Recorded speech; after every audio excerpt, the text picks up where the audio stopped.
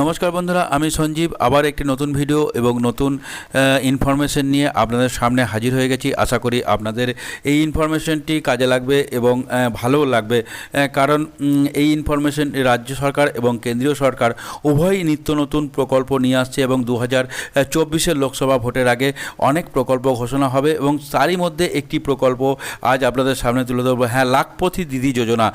এই যোজনায় দেশের মহিলাদের 5 লাখ পর্যন্ত লোন দেওয়া হবে এবং কারা এই পাবে এবং কতটা সাবসিডি পাবে এবং কিভাবে এই প্রকল্পে আবেদন করলে আপনি এই প্রকল্পের লাভ তুলতে পারবেন এবং এই প্রকল্প আবেদন করতে আপনার যোগ্যতা কী, কেমনভাবে আবেদন করবেন এবং কোথায় এই প্রকল্প প্রথম চালু হয়েছে, এই সমস্ত বিষয় নিয়ে আপনাদের সামনে আর বিস্তারিত আলোচনা করব। তাই এই ভিডিওটি অত্যন্ত গুরুত্বপূর্ণ হতে চলেছে বন্ধুরা।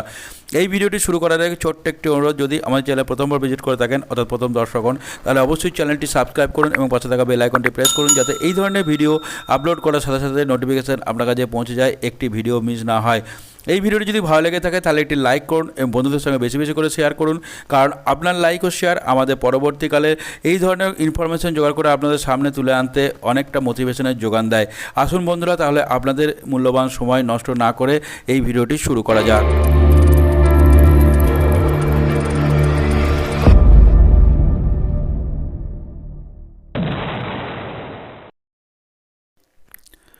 লাখপতি দিদি যোজনা, এই নথিপত্রগুলো থাকলেই সুবিধা পাওয়া যাবে।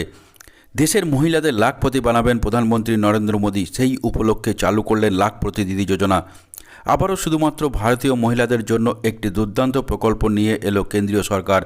নারী পুরুষের আয় বৈষম্য দূর করে নারীদের সামনের সারিতে এগিয়ে আনতে এই অনন্য প্রকল্প নিয়ে আসা হয়েছে, যার মাধ্যমে নিজেদের স্কিল বাড়িয়ে লক্ষ লক্ষ টাকা রোজগারের সুযোগ পাবেন ভারতীয় মহিলারা।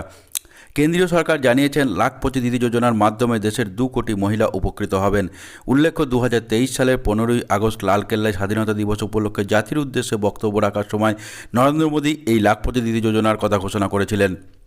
অবশেষে সেই প্রকল্প বাস্তবায়ন করার কাজ শুরু হয়েছে, আর সেই কাজ শুরু হয়েছে সামাজিকভাবে মহিলাদের পিছিয়ে থাকা রাজ্য রাজস্থানের মধ্য দিয়ে।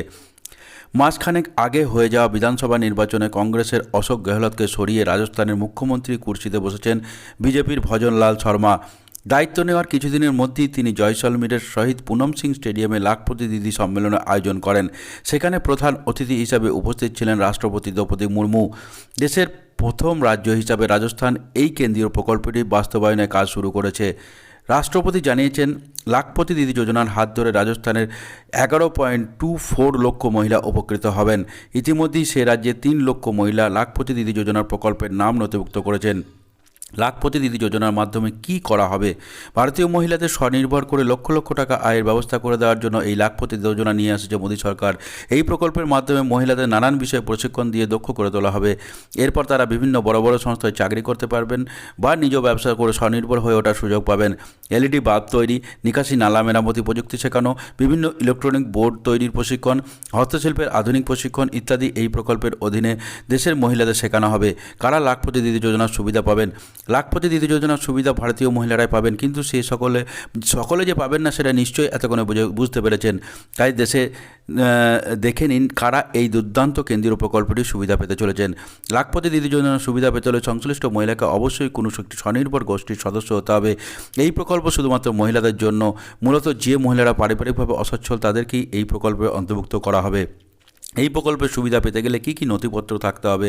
আধার কার্ড, মোবাইল নাম্বার ও PAN number link, saving bank account, আয় ও বসবাসের প্রশংসাপত্র জমা দিতে হবে। স্বনির্ভর গোষ্ঠীর সদস্য যে আপনি, সেটা আপনাকে প্রমাণ করতে হবে। তো বন্ধুরা, এই প্রকল্পটি গোটা ভারতবর্ষে বাস্তবায়িত হলে এই প্রকল্পের কি কোনো উপকারিতা পাওয়া যাবে, সেই বিষয়ে আপনাদের মতামত এই ভিডিও কমেন্ট বক্সে অবশ্যই কমেন্ট করবেন। আজ এখানেই শেষ করছি। নমস্কার, জয় হিন্দ।